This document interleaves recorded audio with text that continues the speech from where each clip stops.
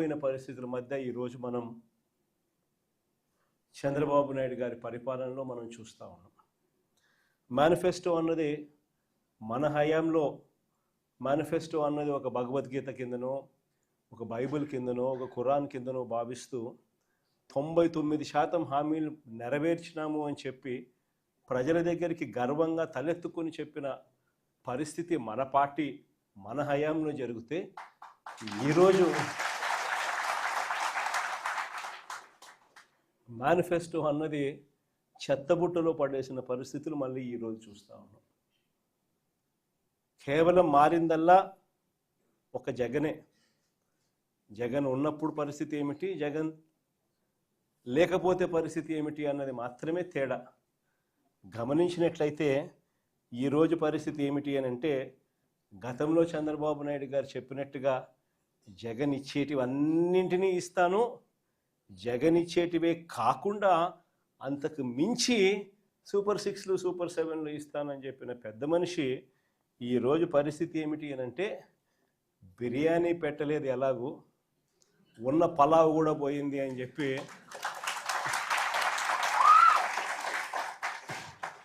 ఈరోజు ప్రతి ఇంట్లో కూడా చర్చ ఇదే మాదిరిగానే జరుగుతూ ఉంది. ఒకవైపునేమో సూపర్ 6లు సూపర్ 7లు మోసాలుగానే మిగిలిపోయిన పరిస్థితులు, మరోవైపున మన పథకాలన్నీ కూడా రద్దయిపోయి ఈరోజు పూర్తిగా చిన్నాభిన్నమైపోయిన పరిస్థితుల మధ్య గ్రామీణ ఆర్థిక వ్యవస్థ ఈరోజు కనిపిస్తూ ఉంది. విద్య, వైద్యం, వ్యవసాయం, సుపరిపాలన, లా అండ్ ఆర్డర్, సంక్షేమం, అభివృద్ధి ఇవన్నీ కూడా ఈరోజు తిరోగమనంలోనే కనిపిస్తూ ఉన్నాయి. ఎక్కడా కూడా ఫలాని మంచి చేశాము అని చెప్పే పరిస్థితి పోయి ఈరోజు ఎక్కడ చూసినా కూడా తిరోగమనమే కనిపిస్తుంది. ఇంకో ఆశ్చర్యకరమైన విషయం ఏమిటో తెలుసా? మన 5 సంవత్సరాల కాలంలో మనం 3,31,000 కోట్లు మనం అప్పులు మనం చేస్తే, ఆ 3,31,000 కోట్లలో 2,73,000 కోట్లు నేరుగా మీ జగన్ బటన్లు నొక్కడం, నా అక్క చెల్లెమ్మల కుటుంబాల ఖాతాల్లోకి నేరుగా డబ్బులు వెళ్ళిపోవడం చూశాం. ఆ 2,73,000 కోట్లు ఎవరి అకౌంట్లలోకి పోయాయి, వారి ఆధార్ నెంబర్లు ఏమిటి అని కూడా మనం ఇవ్వగలుగుతాం. అంతగా మనం 3,31,000 కోట్లు అప్పు తెస్తే 2,73,000 కోట్లకు ఈ మాదిరిగా మనం జమా ఖర్చు కూడా ఇవ్వగలుగుతాం, ఆధార్ నెంబర్లతో సహా. కానీ ఇదే చంద్రబాబు నాయుడు గారు ఈ 2 సంవత్సరాలు తిరక్క మునిపి మనం 5 ఏళ్లలో 3,31,000 కోట్లు అప్పు చేస్తే, ఈయన 2 సంవత్సరాలు తిరక్క తలికే 3,52,000 కోట్లు తాను చేసిన గ్రాస్ అప్పులు, తాను చేసిన కమిటెడ్ అప్పులు ఏకంగా 3,52,000 కోట్లు దాటాయి.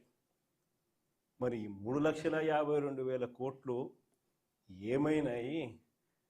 ప్రజలకు ఎందుకు బటన్లు లేవు? ప్రజల ఖాతాల్లోకి ఎందుకు రావడం లేదు? ఈ డబ్బంతా ఎక్కడికి పోతా ఉంది?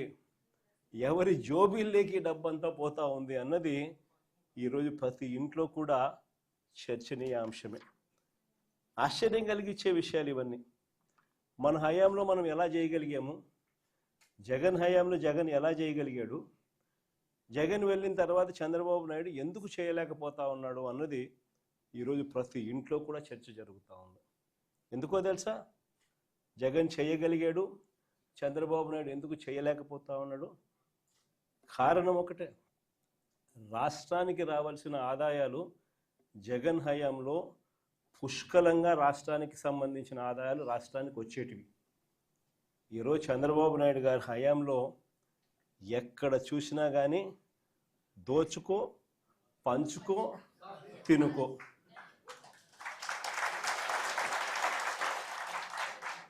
రాష్ట్రానికి సంబంధించిన ఆదాయాలు రాష్ట్రానికి వచ్చే పరిస్థితే లేదు.